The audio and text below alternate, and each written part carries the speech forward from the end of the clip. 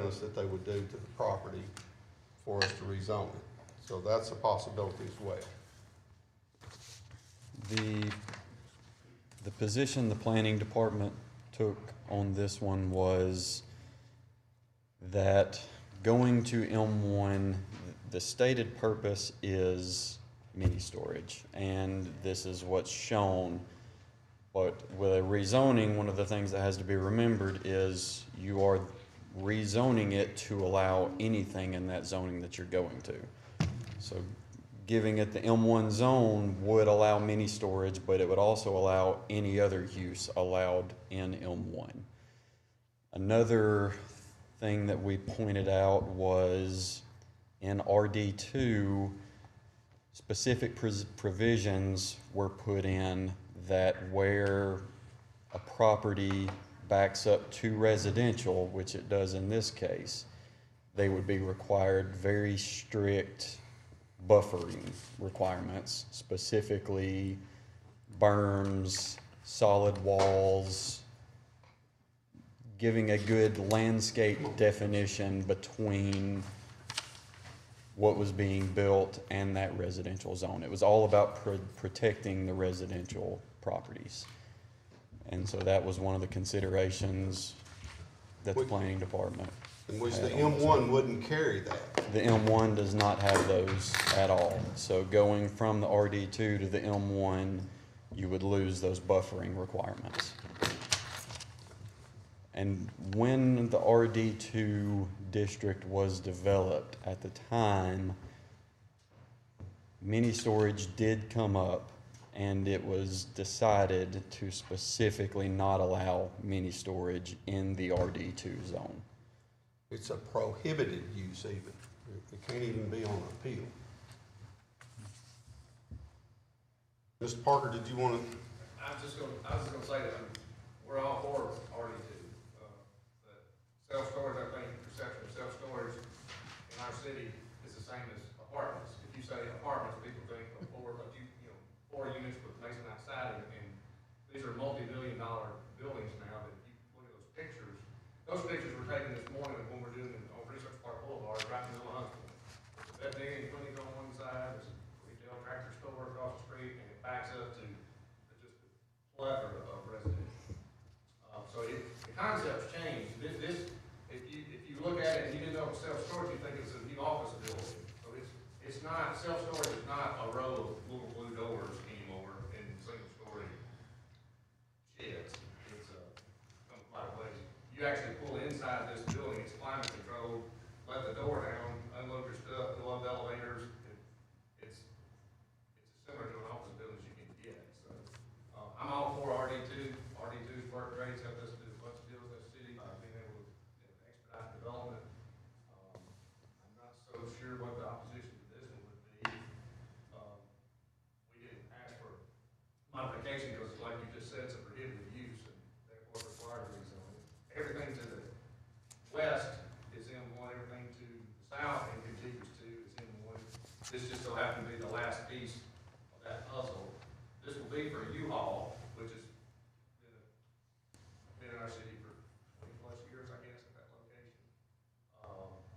So that's who the end user will be if we're able to do the project. And it will be something, it may be one less floor than that, but it will be something substantially. They're even willing to say, even with a Plat note, add landscaping requirements or whatever.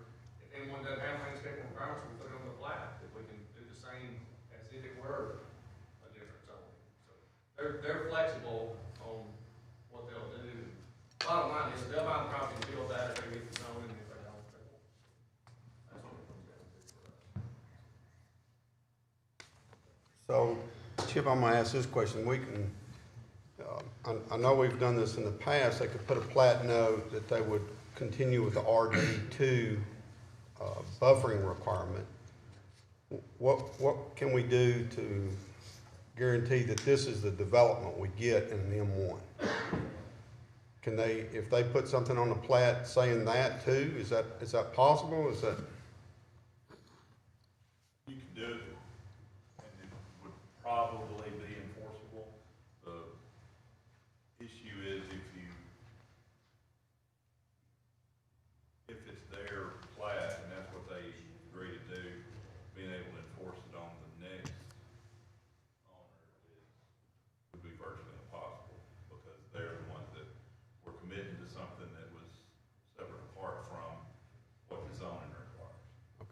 So if they put it there, they built it, it was there a couple of years, a tornado knocked it down, and they sold it to somebody else, the other person could do anything that M1 allowed. Yes.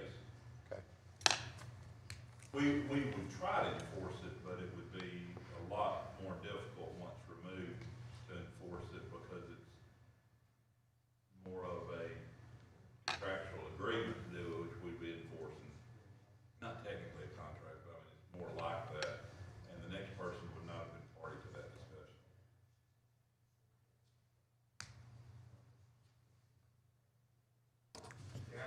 Can they be made to, in their sale contract, convey it over? And If to they- put it in there as a condition,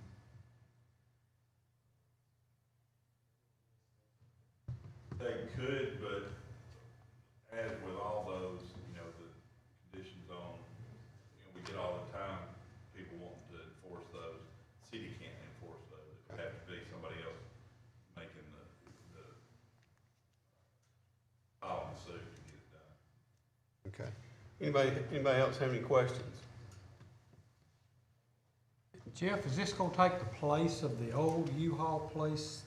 It's not, they're fixing to refurb that in December, just kind of paint and stuff like that. You know, you got the old U-Haul on the corner, and you got a little bit of newer version where they start doing concrete tilt up walls, and that looks a little better, but it still looks like a mini storage.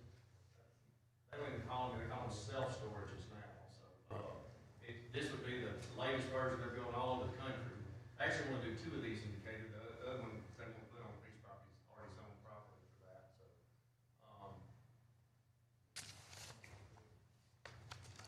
I don't know what they, we're putting them up everywhere, and we're not getting any kind of resistance. I realize my RD2 zoning went into effect, it's been great for our city, I'm all for it.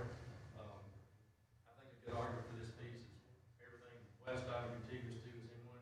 This was M1 before RD2 took it over, so it's, I've got a seller that, you know, sold Julius Pool property, the tornado came through, and demolished that building, just sitting there vacant now, so. That's why I'm here today. Blake, did you want to make a point? I just want to say, with respect to plat restrictions, you know, often we have plat restrictions notes where the owner of the property and any further owner of the property is restricted from subdividing further a tract that you all subdivide without a stated improvement or change or an addition to the property.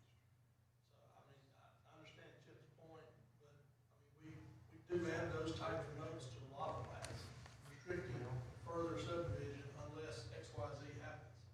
And, you know, if that doesn't transfer, in that instance, it may be different, Chip, than what we're talking about, but I presume that would transfer to any owner, any successor. Well, and the other thing with this one though also is there won't necessarily be a plat process on this. So the property exists, and with this rezoning, the only thing that would be submitted again for your consideration would be site plan of the project. Well, we have a certificate pending before you now that includes this property. That note has to, I mean, we tie various instruments together coming before you all the time. And we'd be happy to place that note on the certificate that's before you today. Okay, I think between now and our public hearing, y'all be prepared to offer what do you want to add to this during the hearing? Is everybody on the commission good with that? Yeah. I have Okay. another question. Okay. You addressed the R2 buffering, that type of thing. Did you make a comment about that I may have missed? Well, I'm just saying that U-Haul corporate would be happy to adhere to a. So if that R2 If there needs to be a- landscaping- plans or something like that, I'm not exactly sure what RD2 is, but, It's pretty extensive. It's a dirt mound with so many trees. And also a fence as Yeah, well. that's right. RD had mainly landscape buffering, That's but the right. RD2 actually Yeah. has requirements for fences. It's our most It's the most, Drastic- it's the most most restrictive one we restrictive have. landscaping ordinance that we have is for the RD2 zone. Any other questions? Okay, let's move on then. Mr. Chairman? Yes, sir. Point of information, we're streaming this, those who are gonna speak, if you, get them to a microphone, that would be very helpful. Okay, for anybody else that's watching, okay. Not a problem. Thank you. The next item is certificate 355921, and this is looking to move the lot lines of an original .57 acre lot to create two parcels of .29 acres each.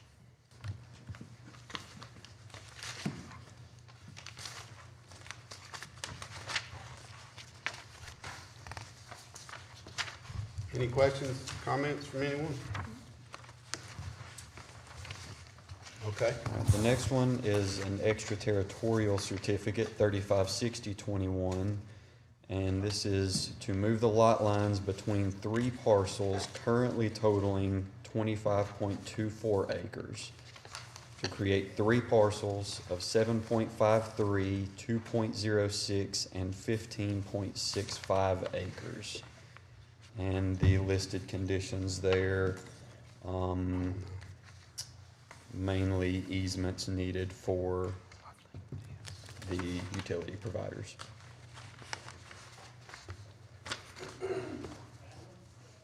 one thing to notice is two of them have a big axe handle on them, so, but everybody sees the, And there is a point of information on this one that the power for Unit 6 will need to come from Red Bank Road up that 60-foot axe handle unless other provisions are made for allowing it to cross Unit B. Can Unit C subdivide again after this? It would be tough to meet the requirements and allow another subdivision on that one. Is Unit B and Unit 6, is that, our point of information says Unit 6, I think, is that, should be B? Yes, that should be Unit B, I'm sorry, we'll get that changed.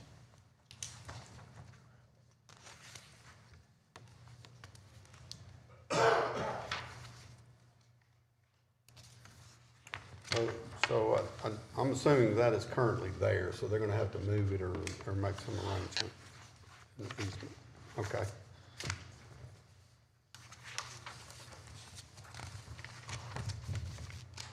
All right, the next item is certificate 356121, and this request is to move the lot lines between two parcels of 3.31 and 0.95 acres to create two parcels of 3.15 and 1.10 acres.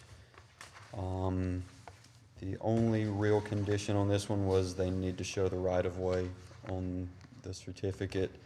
And then there was a point of information on this one that tract 2 will need a septic system.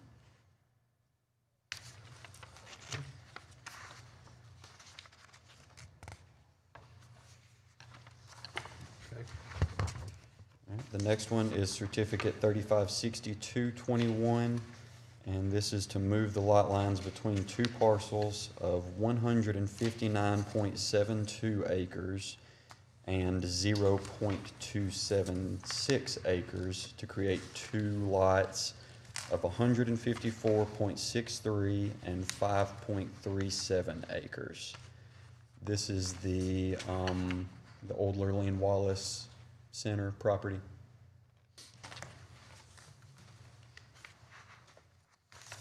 Any questions? Okay. The next one, certificate 356321, and this is to move lot lines to create two parcels of 3.60 and 0.13 acres. The only real condition on this to note is a 10-foot easement that's going to be needed on the north property boundary. And this is the one that Blake referenced earlier. This is the old Julius Pools property. And the explanation we were given for this one, it looks odd, that small of a lot being created. The explanation given was the building next door that Julius Pools is currently in, sits basically right on that property line. And there is a loading dock that extends across that existing property line onto this. And so if they were to sell this property, they would be cutting off access to that loading dock. And so creating this lot would just ensure them access to that loading dock. And we think if all of this goes through, at some point, this would be combined to the other. At some point, they're just not ready for that consolidation yet, but at some point, that is the stated intent, to consolidate it with the property to the north.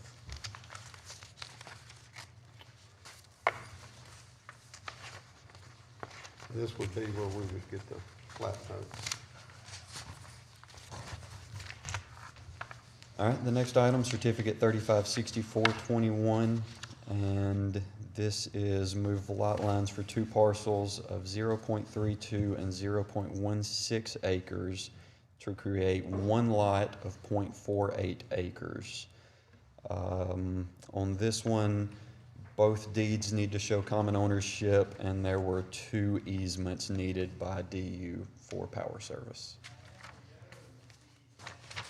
This is the property downtown that is for the hotel that's looking to go in.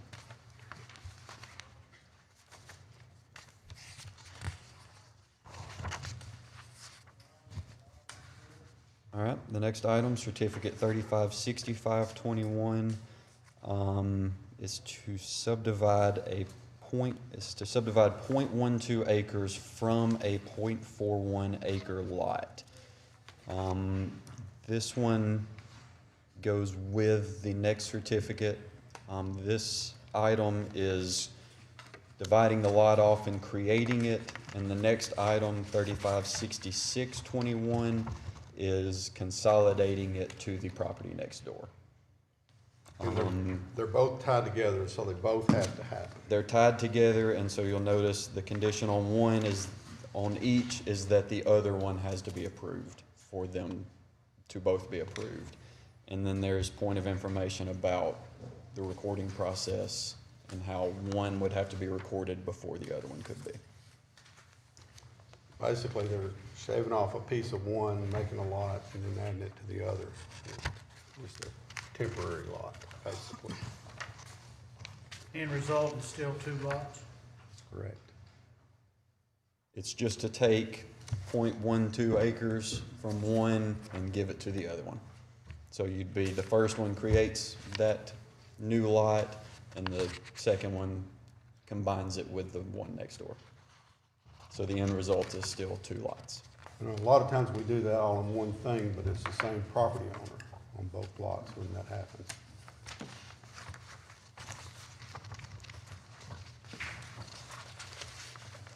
All right, the next item is a layout plat for the Two Oaks development.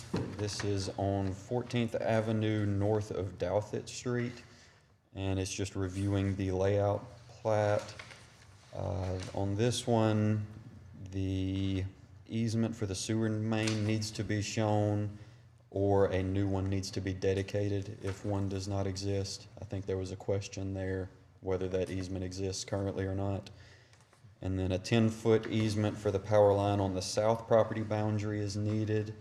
And then there's also a 10-foot easement for a power line that exists where that new street on the west side of the property is going to go in. If that power line is going to be outside of the right-of-way, a new easement will be needed for that one as well.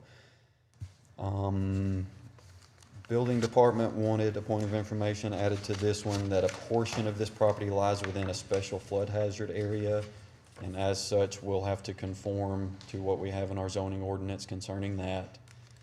And engineering pointed out that there are some possible site distance issues on that north curve, that loop at the north of the property that's being shown. That turn radius is kind of tight, And so further discussion is gonna be needed between planning, engineering, and the developer to make sure that there's not gonna be any issues. And that will be addressed at the preliminary plat phase. But anything to change that wouldn't be a major change No. to the lots or to the whole subdivision. Any questions on that one? Okay. The next one is site plan 62321. This is for Mycore Industries, and it's just approving a site plan for them. They're looking to do an addition to their existing building. And the point of information on this one, Mycore has been discussing their additional power needs with Joe Wheeler, and so a plan is already in place for that.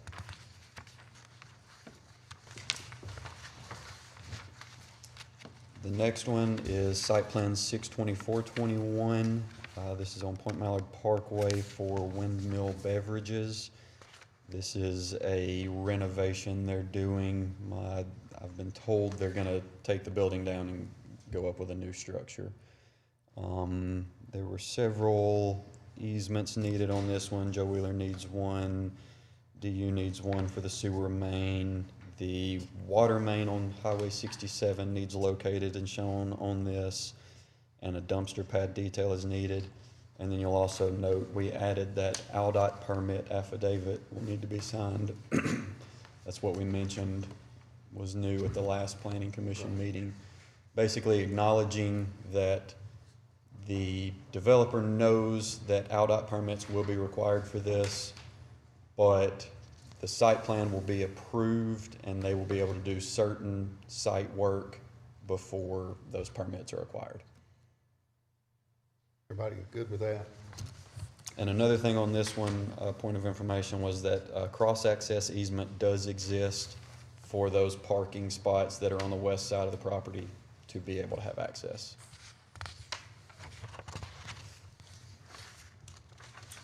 All right, the next one, site plan 62521. This is for Phil Waldrop Ministries, and it's to approve a commercial site plan. This came through, I believe, about 2 years ago, and some things happened, and the 1-year approval lapsed, so it's coming back before you. 5-foot easement is needed for services on the property. Dumpster pad detail is needed, and the boundary lines for the property and dimensions from those boundaries to the building are needed for a block line survey to be performed by the building department. But there's not any real changes from when we. No originally- significant changes from the last approval, no. And engineering did also want a point of information put on this one, that the property owner may want stabilization of the curb openings and the pipe outlet.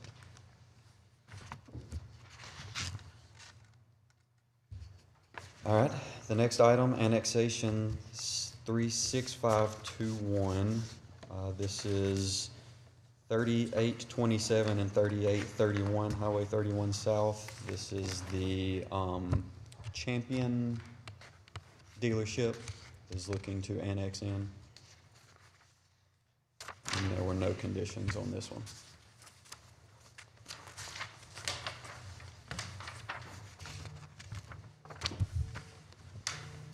All right, and then the last item is a subdivision regulation amendment. I believe you all were provided with a new copy of the subdivision regulations that are being proposed. The only thing that is changing from what we currently have adopted is in compliance with State of Alabama Act 2021-297 or Senate Bill 107, which was adopted earlier this year. This body will no longer have authority over subdivisions of property outside of the corporate limits. So anything in the PJ, this body will no longer have any authority over that. And these changes just remove all of the mentions of authority in the PJ out of our subdivision regulations in compliance with that act.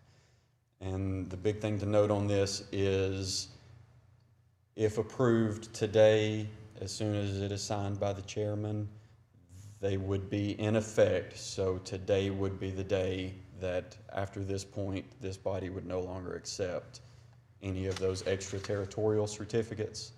We'll still be able to process any that have already been approved, and this one you're approving today, we'll still be able to process. But from this point on, from this point forward, we would not accept any more. All of those would have to be handled by the county. And still, if somebody was gonna build a subdivision and annex it into the city. There at that are, point- we have had discussions with the county where they do acknowledge that there will be times where the intent is someone is wanting to annex in and do a subdivision, and they have indicated that they fully intend to work with the city. And, you know, the big thing that the county always wanted to stress through this is, you know, the city and the county, this body particularly, and the county engineer's office have always worked well together, and they want to continue that good working relationship. Any questions or comments on any of the cases? Okay, we're adjourned for 15 minutes.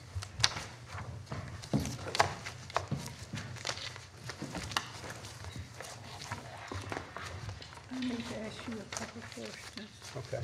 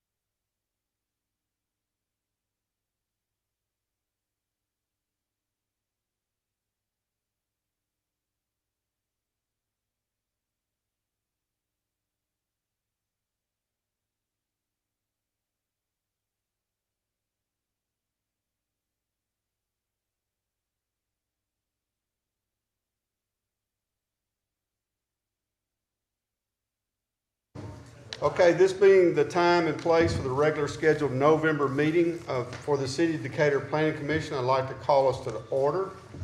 Please call the roll. Lawrence, Here. Gordon, Here. Tate, Here. Pepper, Wynn, Here. Temple, Here. Burrows, Culpepper, Pike, Here. Okay, we do have a quorum. Do we have a motion to, or wait a minute, are there any corrections or additions to the minutes of the October 19th, 2021 minutes? Okay, if not, do we have a motion and a second to accept those minutes? Motion. Second. Motion by Mrs. Tate, second by Mr. Temple. All in favor state aye. Aye. Any opposed? Okay, those minutes are approved. Okay, I'd like to take a moment to introduce the Planning Commission members and give a brief description of what we do and how this meeting is conducted. The commission has 9 members. 8 of us are volunteers appointed by the mayor for a 6-year term. We also have 1 member from the city council. My name is Kent Lawrence. Our vice chair is Gary Borden. The secretary is Dan Culpepper, who is not with us today. Other members are Francis Tate, Myrna Burrows, who is not here either, Eddie Pike, Forrest Temple, and Joseph Wynn. Members of the public seeking to get an item considered by the Planning Commission must send an application to the Planning Department not less than 21 days prior to this meeting. Unless otherwise specified, all applications for development approvals are the result of submittals by private citizens seeking some change to their own property. In making our decision, a primary tool used by the Planning Commission is the One Decatur Comprehensive Plan. This is a general community plan for the City of Decatur and was adopted through a public process to formalize a vision for the future of our community that represents the interests and will of all Decatur residents. In many of these cases, the Planning Commission does not have the final say. Zonings, annexations, vacations, sidewalk cafe license, and resolutions all require an additional approval by the City Council before they become official. In these cases, the role of the Planning Commission is to advise the City Council. The first part of today's meeting is a public hearing. Each item will be read separately and voted on after comments and discussion. If you wish to comment on an item, we ask that you come forward to the microphone, state your name and address, and then make your comments. We ask that you keep your comments to 3 minutes or less. Today's public hearing, we have, only thing is a rezoning. This is the changing of the current zoning of a property to a different zoning. The commission will vote to recommend or not recommend the zoning change to the City Council. If an applicant wishes to go to City Council without recommendation from the Planning Commission, they should notify the Planning Department via email or in writing tomorrow. Please read the first case. First item, rezoning 138221 is 3.6 acres. Current zone is RD2. The applicant is Pewright McAnally for Jeff Parker for Dunlap. The location is 1626 6th Avenue Southeast. The request is to rezone 3.6 acres from RD2 Redevelopment District to M1 Light Industry. The new zone would be M1. The proposed land use is commercial mini storage. The One Decatur future land use is community commercial. The One Decatur street typology, 6th Avenue is a principal arterial. The zoning committee did not recommend this rezoning to the Planning Commission, and there are no conditions to be met. And the point of information, any relocation of utilities will be at the owner's expense. Okay, is there anyone from the public who wishes to speak to this request, the rezoning request?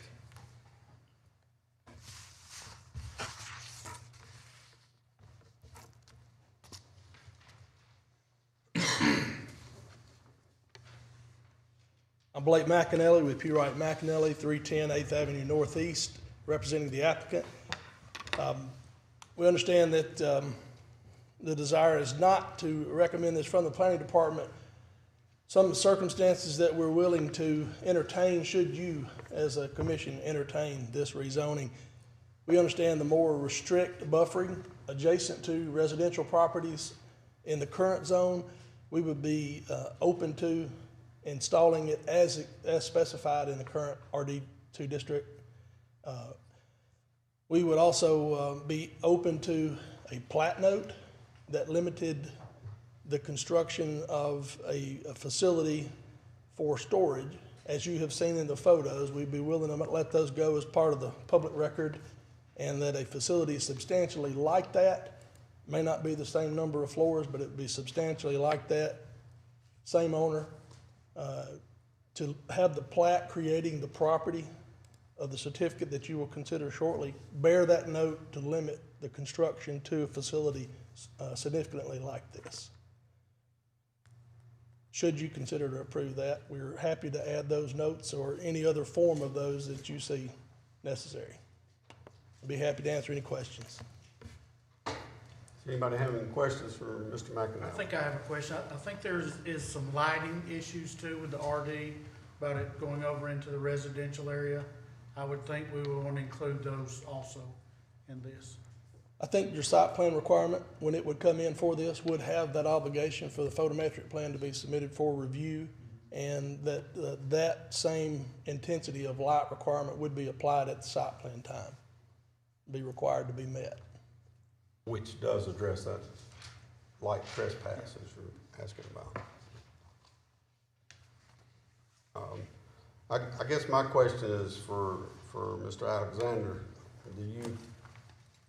Is this something you feel like that we can do with these plat notes as we've discussed already? Do you see what problems would that create for us? I think for this particular development with these particular people, that it would be constructed, they say, and that would be fine. The difficulty would be ongoing, and if there's a difficulty, may not be, but down the line may be more difficult should this go away and something else is there for the manufacturing district. And that's the only drawback I've got. I have no qualms that they're going to do what they say they're going to do. It's the permanent change of the zone. And what they're proposing gives extra layers of protection that wouldn't be there in a typical rezoning. And it's y'all's call whether that gives y'all a strong enough feeling of or comfort level to go forward with. How hard would it be to do a text amendment? I know it's gonna take some time, but then if we chose in favor of this rezoning, it'd be, if we amended the text amendment on these self-storage units. Amend the RD2. And then zone it, and then have it zoned back. Zone back, okay. How hard would that be?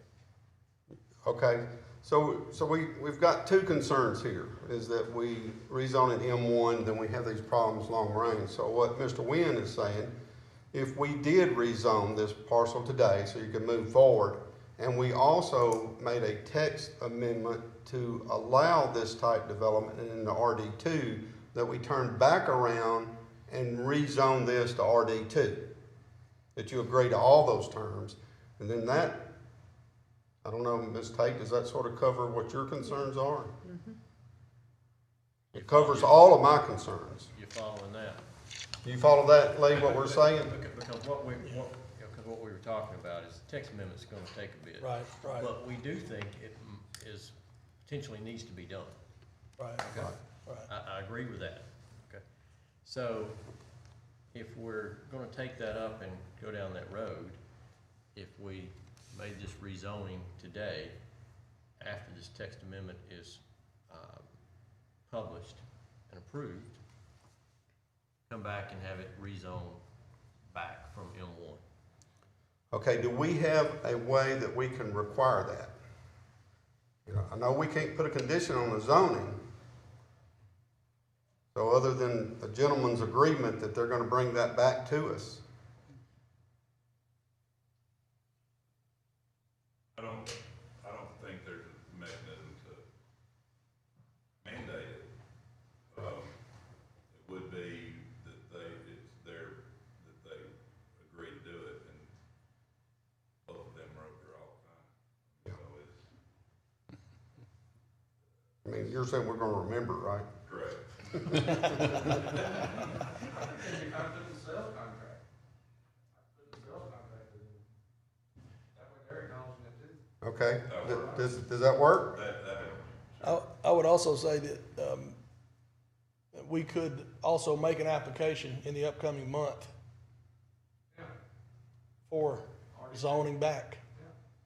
And, you know, what this does is allows you to move forward with a project that's 3 weeks out versus 3 months out. So we could make an application to bring it back to RD2 in your next cycle. So you've got that application in. Okay, but let me be clear here, the text amendment could fail. You know, I don't think it would, but it could, right? That's always the risk that you run would be, because the text amendment has to then be approved by the city council.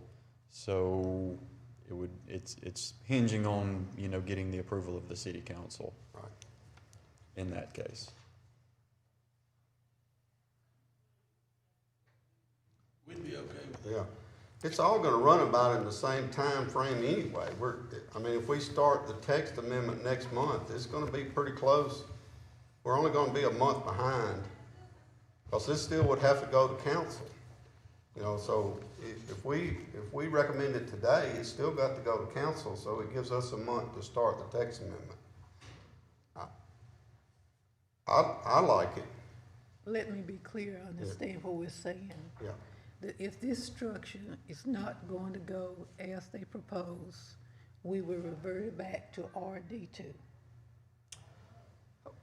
If the rezoning happens today, no ma'am, it would just be M1 from here forward. They would have to request it to be. They would have to request to go back to the property owner would have to request to go back to the RD2 zone. And we know that won't happen. Well, Mr. Parker's saying he'll put it in the sales contract, that We've got their acknowledgement. their acknowledgement, They agree to it. That they have to agree that in purchasing it and going forward with building this, they would present a rezoning back to the RD2. and that they're gonna build a structure. Well, or that would be, we put that also in your plat that we're gonna hear in shortly. Limiting what can be done there. Yeah, limiting what can be done and adding the RD2 buffer to this project. Correct. So, Ms. Tate, to you, basically what they're saying is yes, that if they don't do this, if it all falls through, then it's gonna come back to us to go back to RD2. Okay. And eventually, even if it does go through, it's still gonna come back and be RD2, but RD2 is gonna allow this type development. And then we're sort of kept our RD thing with all of it. We're just doing the two things for a time, to save time, really, I guess, because they're asking to move faster than the text amendment way by itself would do. Does that make sense? It does, but Okay. I'm just thinking, when we open this can of worms, we'll have started doing a lot of this. You're exactly right, And we just have to be prepared to do it. right. We gotta be That's what prepared to we're do gonna it, do. or to say, no, that this is a different situation. Absolutely. Exactly. I don't disagree with you at all. Anybody else have a comment? There's no time restraints or limits in changing the property zone within 2 months. My unfamiliar. Oh, you're asking, Is there a time? is there a time limit? I know if we turn down a zoning request, it cannot be brought before us again for 6 months. But if we do rezone it, that limitation's not there, is it? No. I mean, you can rezone a piece of property every month if you want to, right? If it passes that request. I can't think of anything that prohibits that. Okay, But you can't keep bringing the same, right, but, you can't keep bringing it until time passes, but to change back, yeah, but what I'm saying, if we did change it to R1, then next month we could change it to R2, then R3. But if we denied one of those steps, they have to wait 6 months before they bring it back. correct. I Okay. can't think of a hindrance to doing that. Okay. Any other questions?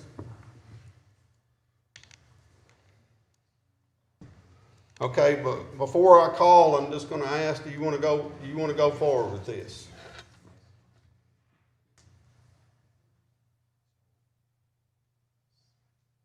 I know this is a little different. I don't normally do this, but this is something different.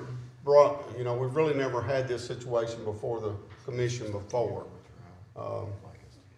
It's new to, we really don't have anything in our zoning ordinance that allows for something like this, so, Yeah, we would ask that you proceed. okay. Is there anyone else from the public who would like to make a comment? The one public comment we did receive was by phone. It was Miss Ruby Little lives on Buena Vista Circle. She simply stated that she loves her neighborhood and is afraid a change in zoning could devalue home prices. Was Right. And so what we're gonna put in here, we're gonna protect her with a landscape buffer, essentially, right? Okay, Chip, I'm gonna ask you to word the motion for us. Because we gotta tie it to, I guess we gotta have a condition to the subdivision as well with this, because that's what we're requiring. So we gotta put a condition here that we approve the subdivision, and then they're gonna put their requirements there on that part, right, Lee? don't think that there's necessarily a condition to place on this one. Maybe if the commission would like a point of information added to this one, just for future note, that, Well, this is where I'm coming from. I can't pass this one unless I know they're gonna state that condition, that they're gonna build this property and they're gonna put that buffer in. So if I don't have a condition here, once we pass this moves forward. is there an issue moving this item to the end of the agenda? No, I'm good. We'll with move that. forward. I'm good with that. Everybody else good with that? All right, Move do I have a forward. motion to move this to the last item on the agenda? So moved. So moved by Mr. Pike, second by Mr. Borden. All in favor state aye. Aye. Any opposed? Okay, we'll come back to this one.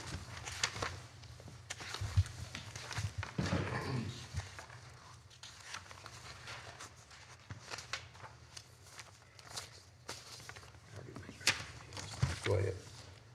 Okay, wait a minute, I'm sorry, I gotta do my part, right?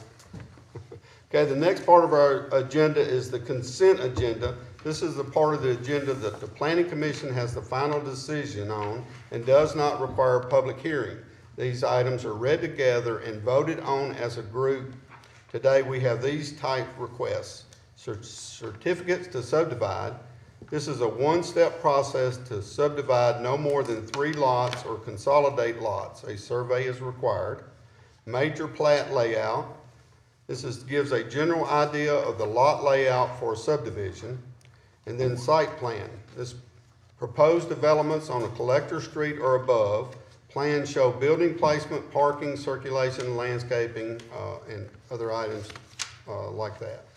If you wish to comment on any of these items on this agenda, you will be given the chance at the end of reading all the requests. So go ahead and please read that first request. We have certificate 355921. It's 0.57 acres. Current zone is R4 multifamily residential. The applicant is Mid-South Testing for Fairview Partners LLC. The location is 1608 College Street Southeast. The request is to move lot lines of the original .57 acre lot to create two parcels of .29 acres each. Proposed land use is residential. One Decatur future land use is core neighborhood. One Decatur street typology, College Street is a local street. Conditions to be met: 1, recording fees; 2, 10-foot electric easement on the north property boundary. And a point of information, any relocation of utilities will be at the owner's expense. The next item is extraterritorial certificate 356021. It's 25.24 acres. Current zone is none. The applicant is Purite McAnally for Reginald and Tracy Gladish. The location is 2422 Red Bank Road Southeast. The request is to move lot lines between three parcels totaling 25.24 acres to create three parcels of 7.53, 2.06, and 15.65 acres. Proposed land use is residential. One Decatur future land use is residential, low density, and rural edge agricultural. The One Decatur street typology, Red Bank Road, is a minor arterial. Conditions to be met: 1, signed owner letter; 2, recording fees; 3, signed sealed survey; 4, the acreage of the legal description and surveys need to match; 5, Joe Wheeler EMC will need a 30-foot easement, 15-foot each side of power line from Red Bank Road across Unit A to Unit B. 6, show right-of-way for Red Bank Road. It's 40 foot from the center line. And 7, need an easement for the overhead power line along Red Bank Road. Point of information, any relocation of utilities will be at the owner's expense, and the power for Unit B will need to come from Red Bank Road up the 60-foot axe handle unless other provisions are made to grant an easement across Unit B. Next item is Certificate 356121. It is .16 acres. Current zone is Ag 1 Agricultural District. The applicant is Purite McAnally for Linda Ferguson. The location is 2014 Shady Grove Lane Southwest. The request is to move lot lines between two parcels of 3.31 and 0.95 acre lots to create two parcels of 3.15 and 1.10 acres. Proposed land use is residential. One Decatur future land use is residential low density. One Decatur street typology, Shady Grove Lane, is a minor arterial.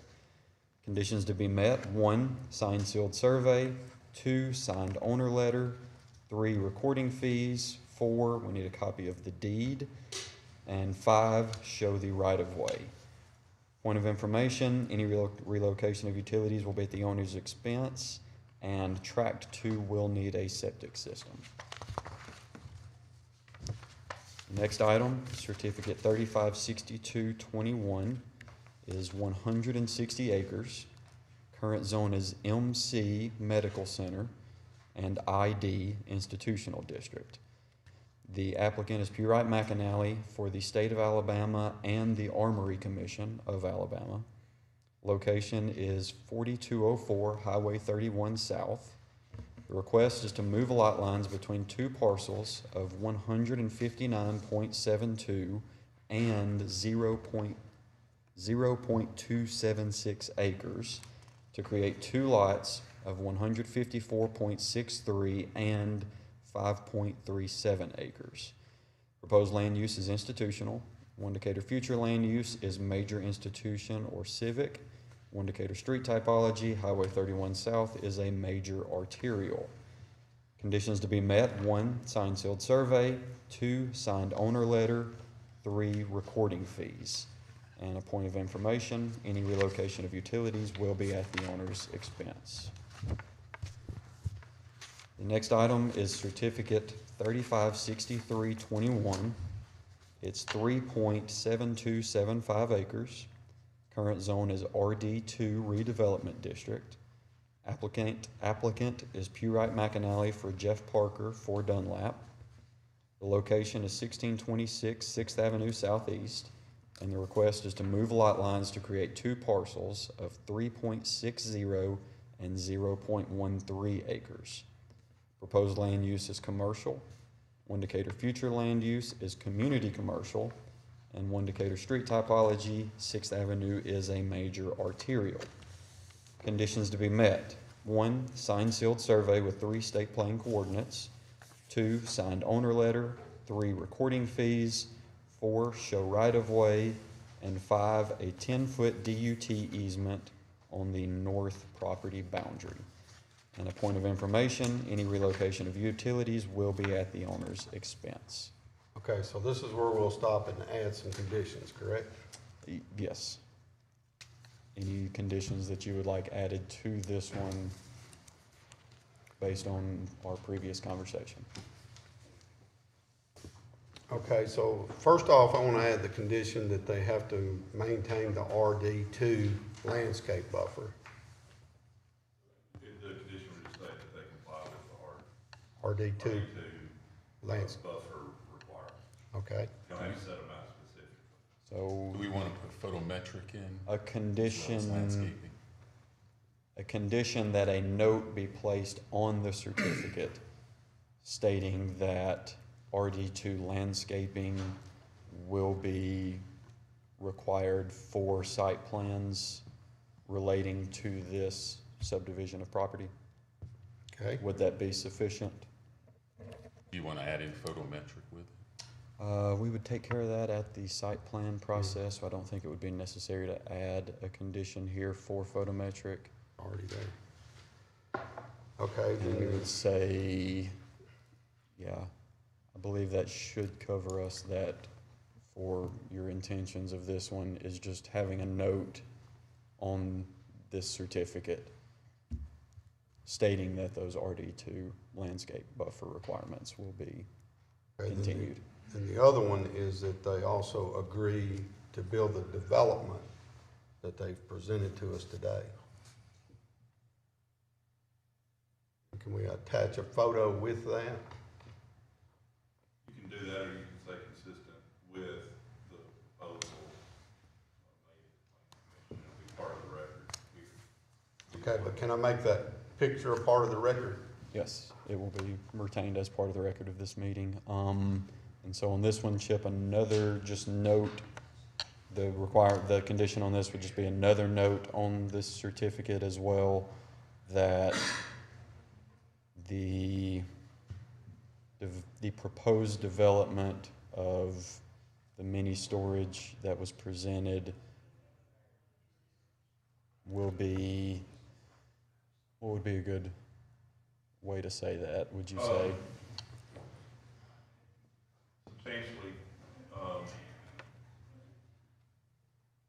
Substantially consistent with the, basically just trying to take out a couple of pictures, 4 floors. Right. And they said that, so. So note stating that, Substantially comply with what was presented at this meeting. stating that any development presented for site plan would be substantially consistent, Substantially comply with what was presented at the planning commission meeting. And to clear that up, to me, that means that, that look in 2 or 3 floors. It's not 1 floor of that, it's 2 or 3 floors, right? So we're not, 1 story is not significant. And that elevation look. We talked about similar construction design as what we saw. Right. So, Mr. Temple brings up similar construction design. Does, you know, we want to make sure That that, should be part of the same. yeah, the glass and all that. What about setback? Setback is, on this corridor, is a standard 25-foot, because it is one of our special corridors. So any property along 6th Avenue must be a standard 25-foot from the right-of-way. Okay, does that mean it has to be 25? Can they be 50?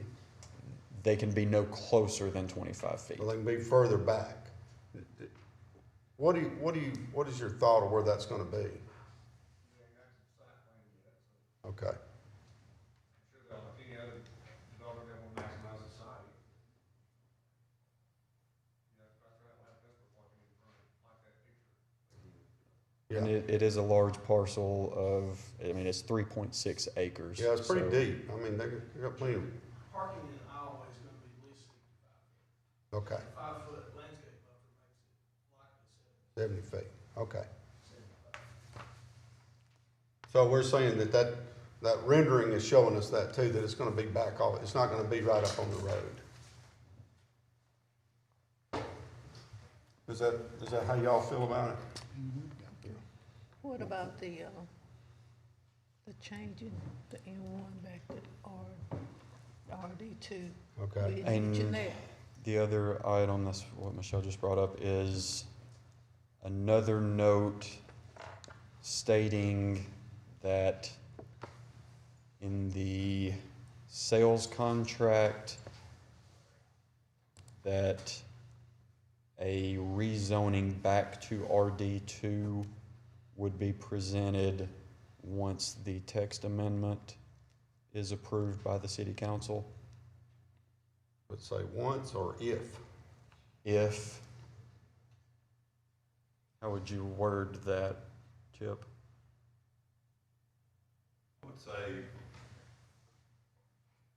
well, if you just say that it's gonna be, that the owner agrees to make a condition of the sales contract that the purchaser would apply for rezoning to RD2 when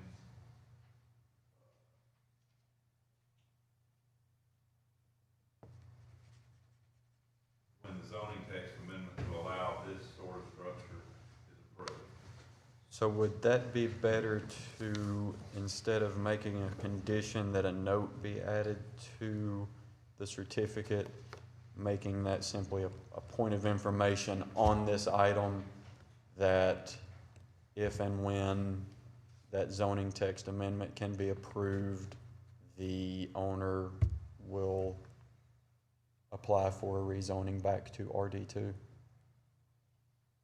Or do we need that in a note, or? It won't be the same owner, so it's going, or probably won't be the same owner, so you're gonna want to make that part, like Jeff said, make it part of the sales contract. Part of the sales contract. So that survives closing, and they have to Okay, do that. so, and so we need, the condition for this one would be another note stating that on the sales contract, Part of the sales contract. as part of the sales contract, Yeah. Owner agrees to require, and then what we just said.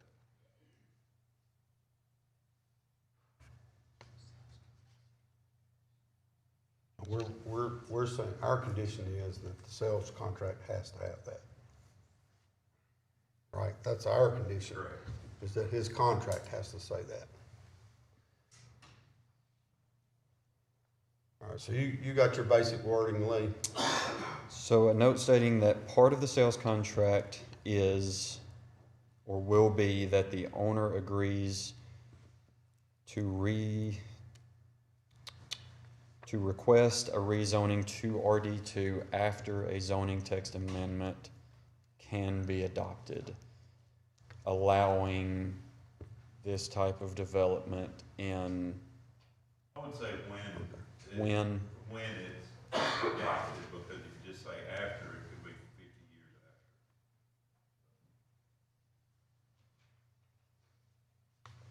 after. Does that cover everybody? Francis, does that cover everything you wanted?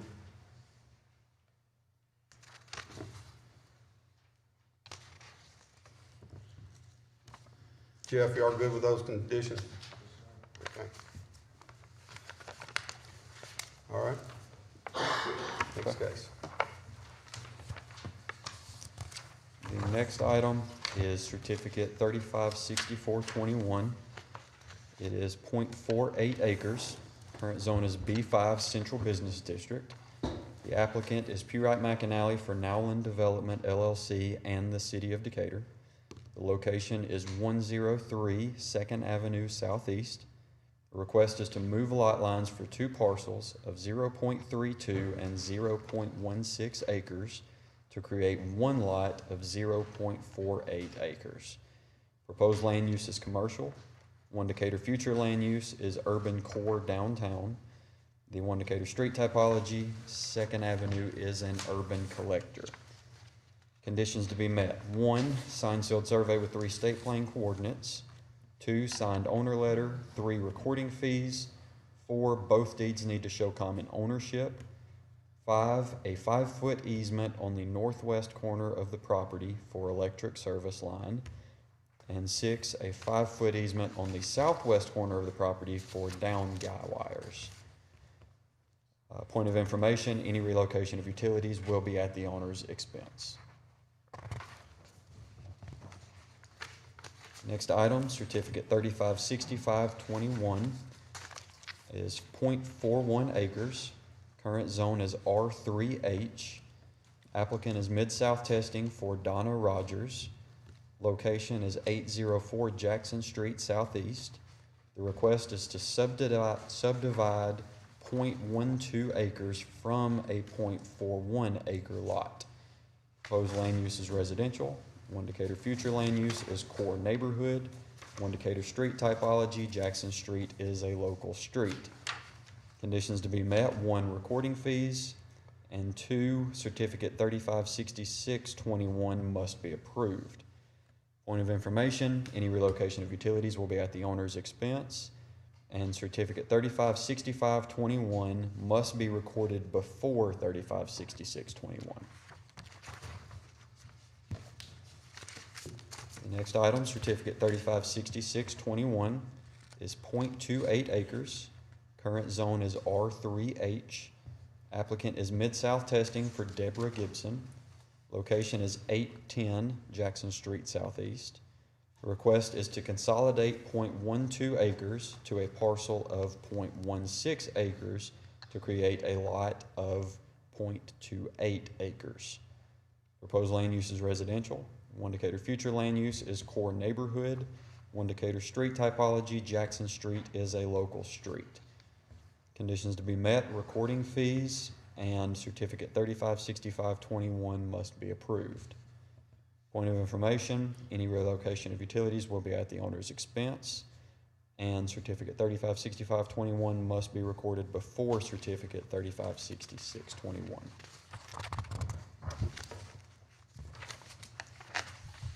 The next item is the Two Oaks Development Layout Plat. It is 73.24 acres. Current zone is R3. Applicant is Pewright McAnally for Mond Property. The location is 701 14th Avenue Southwest, north of Douthit Street. The request is a review of a layout plat. Proposed land use is residential. One Decatur future land use is mixed neighborhood. One Decatur street typology, 14th Avenue Southwest is an urban collector.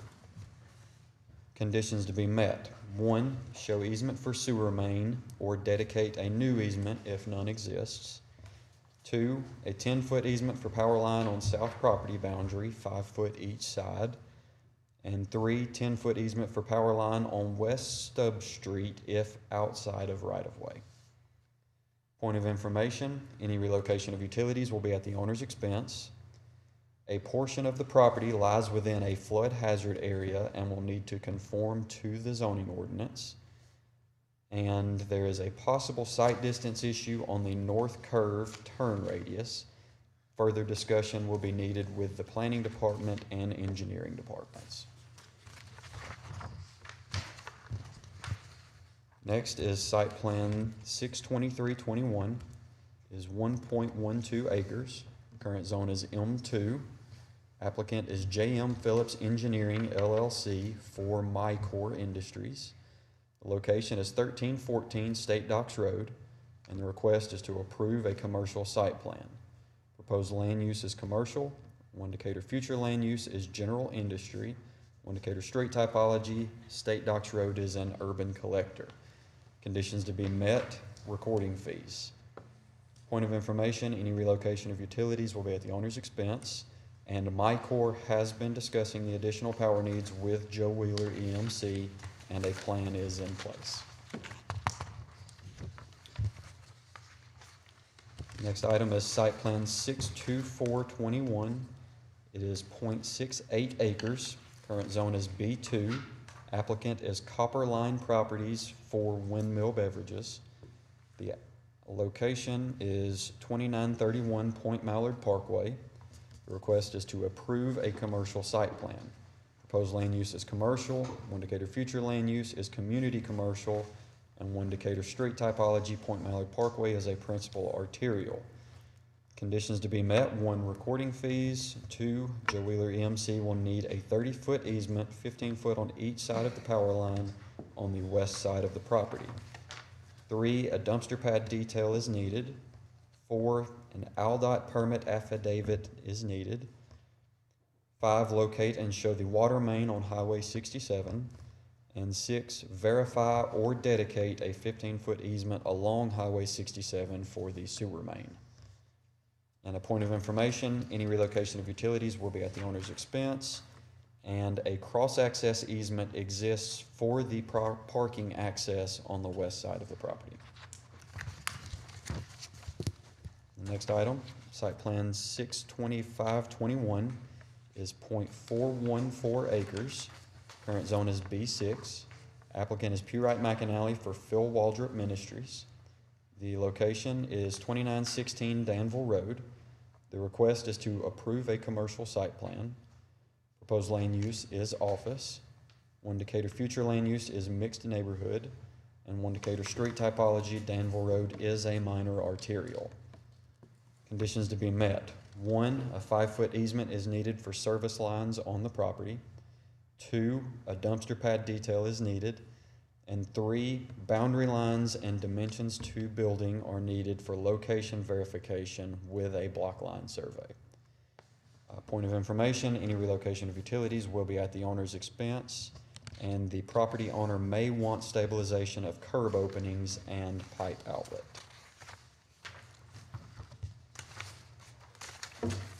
Okay, is there anyone from the public that wishes to speak to any of these requests?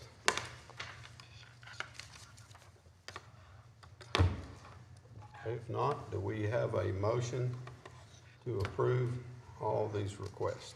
Motion for approval? Second.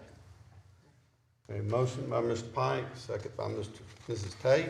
Any questions or comments from anyone on the commission? Please call the roll. Lawrence. Yes. Gordon. Yes. Tate. Yes. Wynn. Yes. Temple. Yes. Pike. Yes.